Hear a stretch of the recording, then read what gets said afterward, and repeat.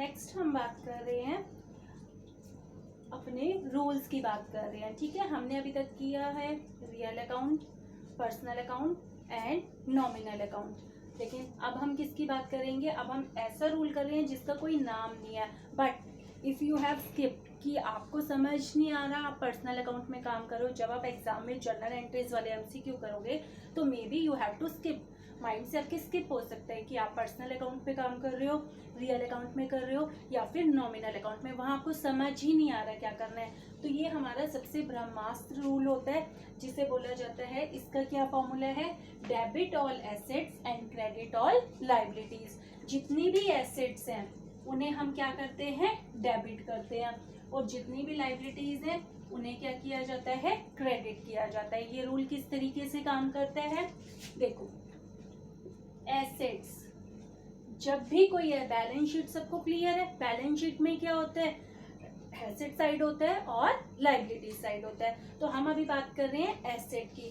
अगर कोई asset increase होती है, क्या होती है? इंक्रीज होती है।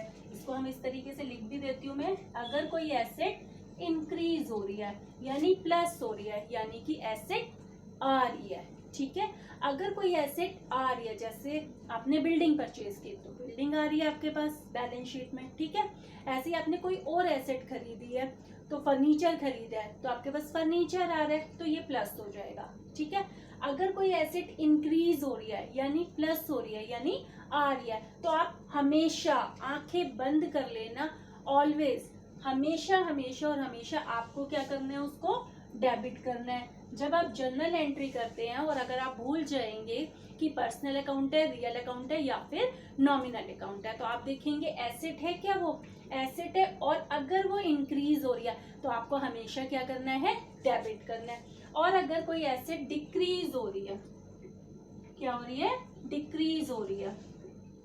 ठीक है, यानी माइनस हो रही है। एसेट कैसे माइनस होती है? अगर आपने फर्नीचर सेल कर दिया तो एसेट जा रही है यानी एसेट डिक्रीज हो रही है। अगर आपने कोई बिल्डिंग सेल कर दी तो बिल्डिंग क्या हो रही है? डिक्रीज हो रही है। ठीक है, यानी बिल्डिंग जा रही है, आपने सेल कर दी है वो। तो अगर कोई एसेट डिक्रीज हो रही है तो उसे क्या कर दिया जाएगा?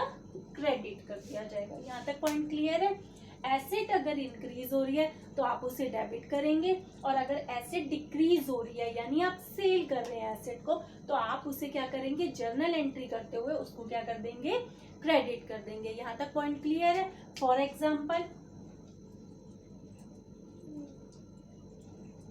ठीक है, आपने बिल्डिंग परचेज की,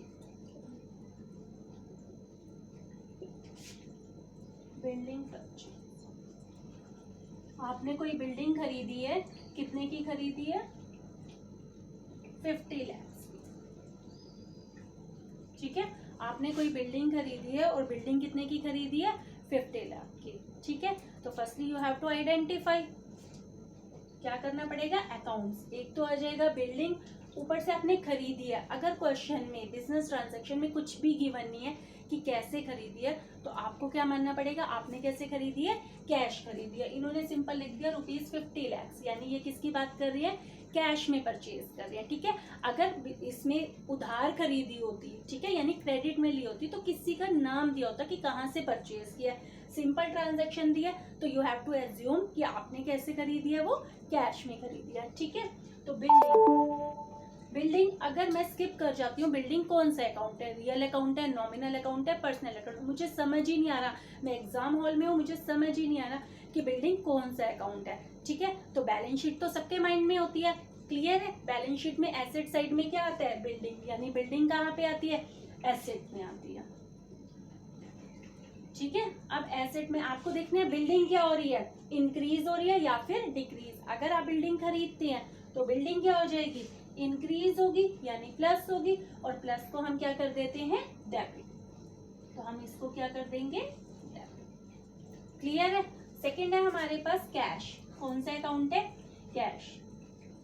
हम दोबारा करते हैं, हम भूल गए कैश कौन सा अकाउंट है? रियल अकाउंट है, पर्सनल अकाउंट है या फिर नॉमिनल अकाउंट है। ठीक, तो हम क्या करेंगे? कैश कहाँ पे आता है? बैलेंस शीट की एसेट साइड में आता है, तो हम देखेंगे एसेट साइड में आता है। ठीक है, अब आपको क्या करना है? सेकंड, आपको देखना है कि कैश क्या हो रहा है? इंक्रीज हो रहा है या फिर डिक्रीज हो रहा है। अगर हम बिल्डिंग खरीदेंगे, बिल्डिंग इंक्रीज हो जाएगी और कैश क्या हो जाएगा, डिक्रीज हो जाएगा। तो कैश क्या हो रहा है, डिक्रीज, और डिक्रीज को क्या कर देते हैं, क्रेडिट। तो इसको हम क्या कर देंगे, क्रेडिट। क्लियर है। आप इस तरीके से भी अपनी जर्नल एंट्रीज को कवर कर सकती हैं। ठीक है, तो हमारी जर्नल एंट्री क्या बनेगी, हम क्या कर रहे हैं, बिल्डिंग डेबिट हो रहा है और कैश क्या हो रहा है, क्रेडिट हो रहा है। तो एंट्री क्या बन जाएगी हमारे पास, building account debit, building account debit to cash. Clear है। जितने की भी है, 50 लाख की है तो आप 50 लाख का अमाउंट लिख देंगे। ठीक है, और नीचे आपको नरेशन जरूर देनी है। ये वाला पॉइंट क्लियर हो गया। ये आपका एग्जाम हॉल में बहुत ही इंपॉर्टेंट पॉइंट है जो आपके काम में आने वाला है। ठीक है, नेक्स्ट हम बात करेंगे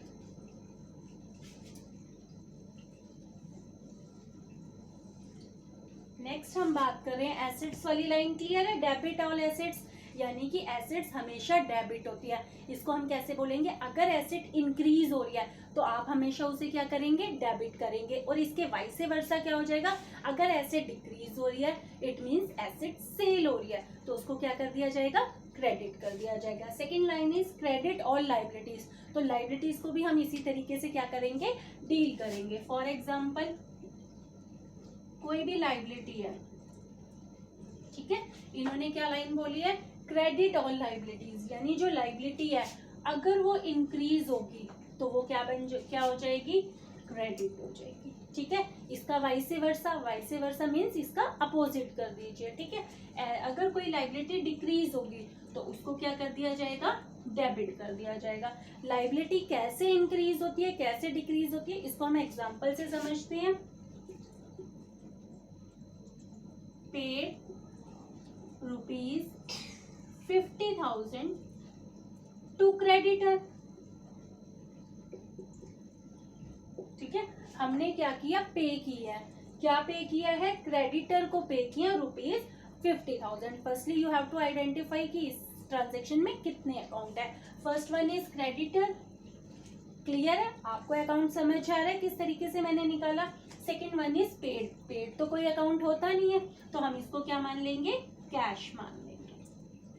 ठीक है, तो आपको क्या करना है, फर्स्टली हम क्रेडिटर की बात कर रहे हैं। अगर मेरी बैलेंस शीट में क्रेडिटर आ रहे हैं, ठीक है, क्रेडिटर कौन होते हैं, हमने जिसको पेमेंट करनी है। अगर मैंने किसी को पेमेंट करनी है तो वो मेरा क्या बन जाएगा, क्रेडिटर बन जाएगा। क्लियर है। और क्रेडिटर कहाँ पे आता है, लाइबिलिटी साइड में आता है। यहाँ तक पॉइंट क्लियर है। अब मैंने क्या किया, पे किया है क्रेडिटर को।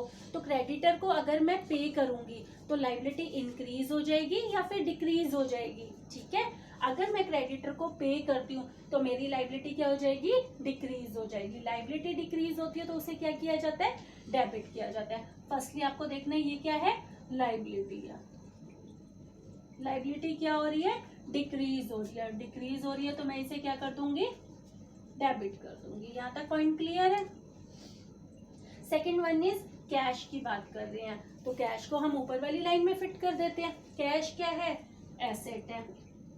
ठीक है, एसेट क्या हो रहा है, इंक्रीज हो रहा है या डिक्रीज हो रहा है। अगर मैं पे करूंगी तो कैश क्या हो जाएगा, डिक्रीज हो जाएगा, यानी माइनस हो रहा है। और अगर एसेट डिक्रीज होती है तो उसे क्या कर दिया जाता है, क्रेडिट। क्लियर है।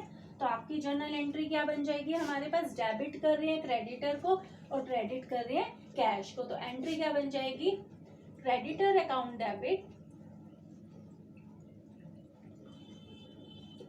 To cash. कितना, 50,000।